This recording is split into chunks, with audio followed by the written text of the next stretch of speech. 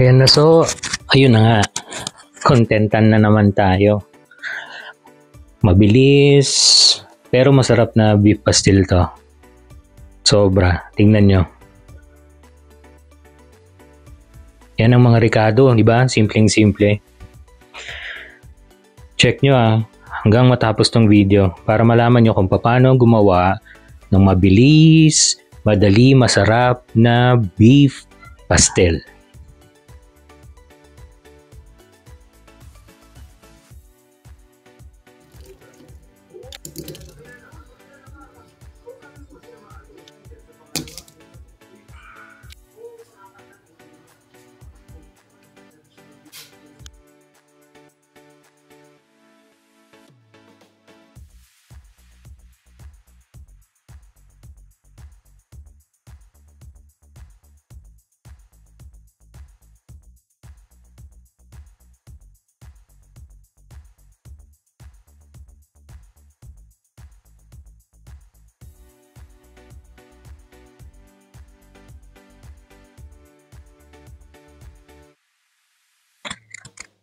Beef giniling yan hindi yan kung anong isang bultong laman. Alam nyo kung bakit beef giniling ang gagamitin ko is pag yung buong laman, pressure cooker nyo pa.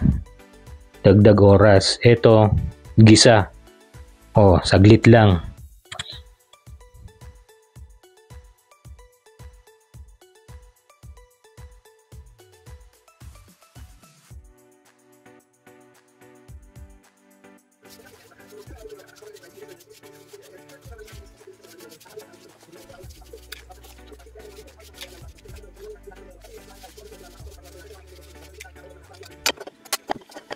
Ayun, latag na.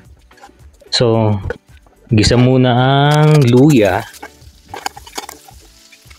Bago matusta ang luya, lagay ang bawang. Toy, tagal mo bawang. Ayun na. Pagkatapos ng bawang, gisa-gisa. So, bago sila matusta na dalawa, yung at least golden brown. Lagay na yung sibuyas.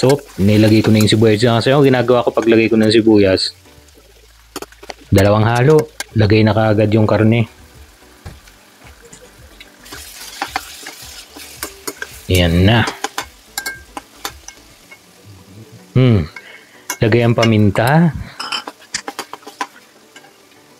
Ilagay ang asin. Ilagay ang asukal. Siyempre, huwag kakalimutan si Efren. Ayun magic. Yan na, so yun na. Halong konti, tapos hayaan nyo lang siya kumulo. Hayaan nyo lang siya yung pag medyo parang matutusta na. Gagawin nyo lang dyan is ilalagay nyo na yung toyo. Yan. Yan na.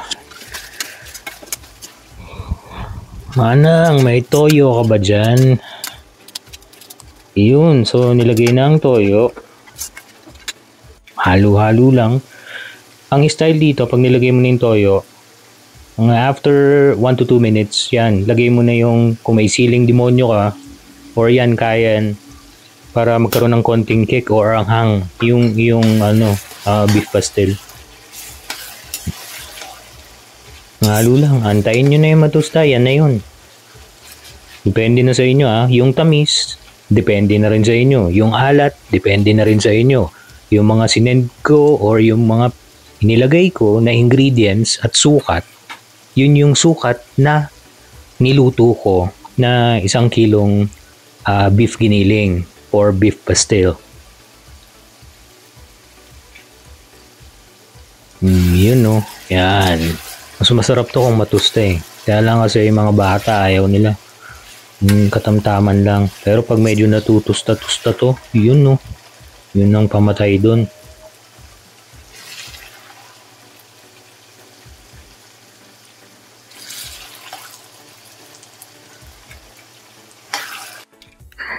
Okay, balutin na yan. Para matikman na. So, kanin. Simpleng-simple. Kung wala kang dahon ng saging, is dead, ilagay mo sa plato. O, ayan.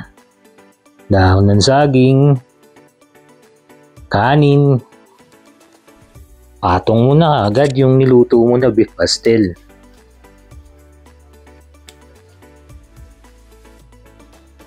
Yun no.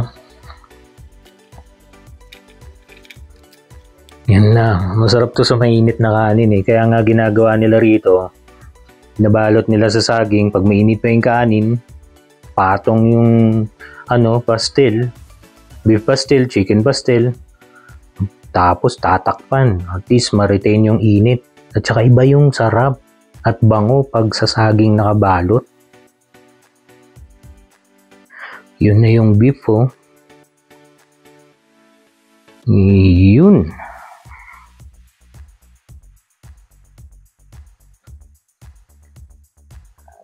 Yan no. Depende sa inyo eh. Kasi pag pastel, kadalasan yan medyo maalat. Kaya nga kukonti yung nakalagay.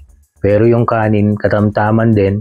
Kaya pag sandok, pag subo, kahit kukonti yan. Lasap na lasap yan.